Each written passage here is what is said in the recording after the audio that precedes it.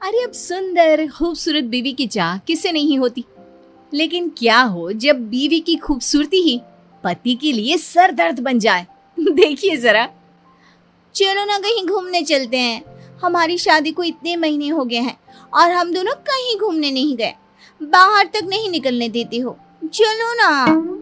अब आज नहीं, फिर कभी चलते हैं। आज ना मुझे बहुत काम है। वैसे तुम्हें कितनी बार बोला है घर से बाहर जाने का ना सोचा करो। तुम नहीं जानती दुनिया कैसी है। तुमसे जब भी कहीं घूमने जाने के लिए बोलती हूँ तुम यही बोलती हो। अरे तो फिर कब चलेंगे? और कैसी है दुनिया ये देखूंगी नहीं तो पता कैसे चलेगा। स्कूल से निकली ही थी कि पापा ने बालिग होते हुए भी शादी करवा दी। कहीं जाने को कहो तो कहते थे दूल्हे के साथ जाना, और अब दूल्हा भी ऐसा ही मिला है। पत्नी को रोता देख पति को दया आ जाती है। सच में आज बहुत थक गया हूँ। ऐसा करता है कल चलें? ठीक है, लेकिन कल के बाद कोई बहाना नहीं, समझे ना। पति परेशान रहता है। सोचता है भला की खूबसूरत बीवी को अगर बाहर ले जाएगा और कहीं दुनिया की नजर लग गई तो? अरे कोई मेरी बीवी को बहला कर मुझसे दूर कर देगा तो क्या? अगले दिन दोनों पति पत्नी घूमने जाते हैं तो उन्हें कुछ आस पड़ोस की औरतें देखती है। अरे आज दीपक और उसकी लुगाई की सवारी कहाँ जा रही है? अरे आज तो गली में चांद निकल आया, वो भी दिन में। और कहाँ घूमने जा रहे हैं? शादी हुई इतने महीने हो गए हैं तो सोचा आज एक साथ घूमने चले। क्यों, गलत है क्या उसमें? अरे इतनी सुंदर बीवी के होते हुए कोई कैसे घूमने ना जाए? आखिर पूरे गांव को भी तो दिखाना है कि गांव की सबसे खूबसूरत बीवी मेरी है। क्यों दीपक, सही कहा ना?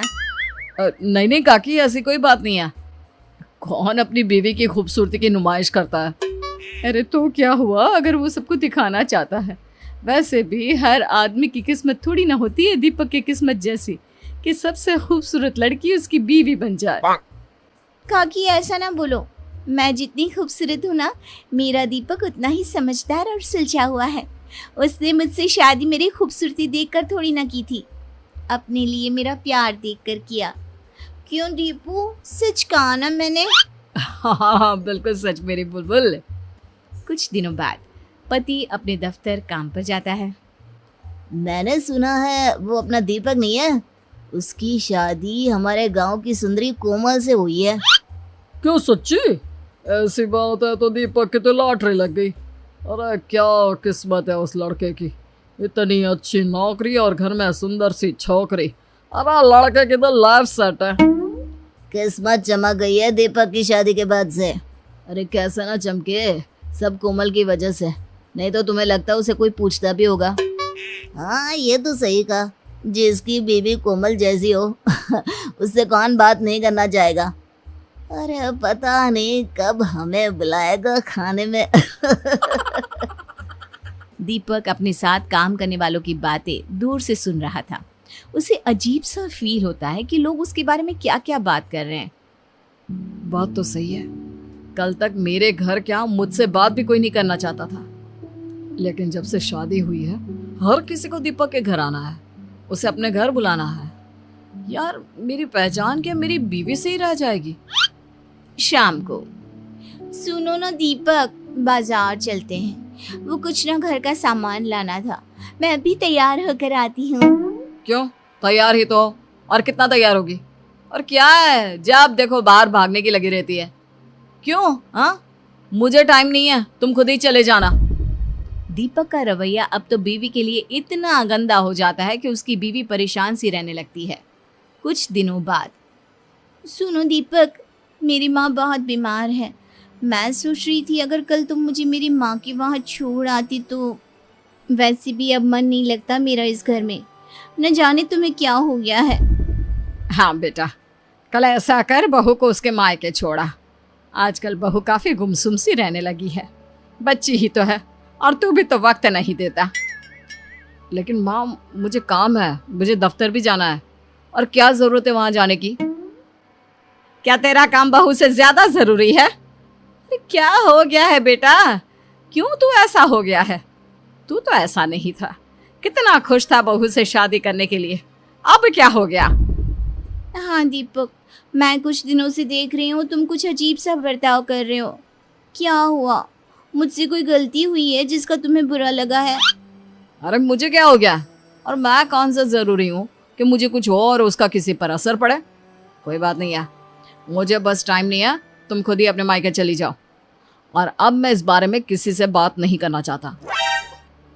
पता नहीं क्या हो गया है इस लड़के को, पहले तो ये ऐसा नहीं करता था। वही तो माँ जी, मुझे भी समझ में नहीं आ रहा कि ये ऐसे क्यों बात कर रहे हैं। पहले तो कभी ये इतनी छोटी छोटी बातों पर गुस्सा नहीं करते थे। अगले दिन बीवी अपने मायके के लिए निकल रही होती है कि वो पति से मिलने उसके दफ्तर जाती है। पता नहीं, शायद ऑफिस में कोई प्रॉब्लम हो। माँ से मिलने तो जा रही हूँ, लेकिन एक बार इन्हें बता देती हूँ। कल से तो बात भी नहीं की है इन्होंने। बीवी जैसे ही ऑफिस में जाती है सभी उसे देखने लगते हैं। तभी वो पति की कैबिन में जाती है, जहाँ अब तुझे क्या हो गया? तू अपनी बीवी से बात क्यों नहीं कर रहा? भला कोई अपनी इतनी सुंदर बीवी से नाराज रह सकता है क्या? वही तो, तू हमें बता, जो भी बात है हम तेरी मदद करेंगे। अरे क्या मदद करोगे जब परेशानी की जड़ ही मेरी बीवी है? ये सुनकर बीवी के पैर के नीचे से जमीन खिसक जाती है। लेकिन वो कैसे? तेरी बीवी तो सुंदर है और तुझसे बहुत प्यार भी करती है, तो परेशानी कैसी? उसकी खूबसूरती ही तो परेशानी है।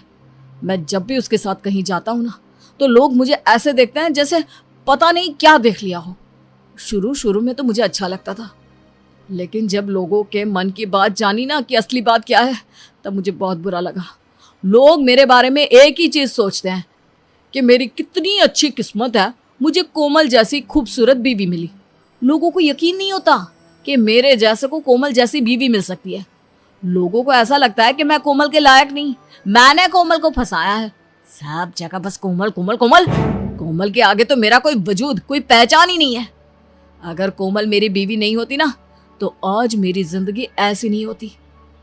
मुझे कभी कभार ऐसा लगता है जैसे मैंने अपनी जिंदगी में कभी मेहनत ही नहीं करी, सब काम कोमल की खूबसूरती ने करा है। मेरी मेहनत की तो कहीं बात ही नहीं आती। कोमल पति की बात सुनकर रोने लगती है। तभी उसके दोस्त की नजर कोमल पर पड़ती है। अगर सारी परेशानी की जड़ मैं ही हूँ, तो मैं अपना चेहरा प्लास्टिक सर्जरी से खराब करवा लेती हूँ। हाँ, यही ठीक होगा, और अच्छा ही हुआ तुमने सुन लिया, वरना मैं तुम्हें ये सब कभी नहीं कह पाता। कोमल वहां से जाने लगता है कि रुकिए भाभी, कैसी बात कर रही हैं आप? सभी दोस्त मिलकर पति को समझाते हैं और फिर मुझे माफ कर दो। पति के लिए पत्नी की तारीफ और पत्नी के लिए पति की तारीफ ही असली सफलता है। मुझे माफ कर दो।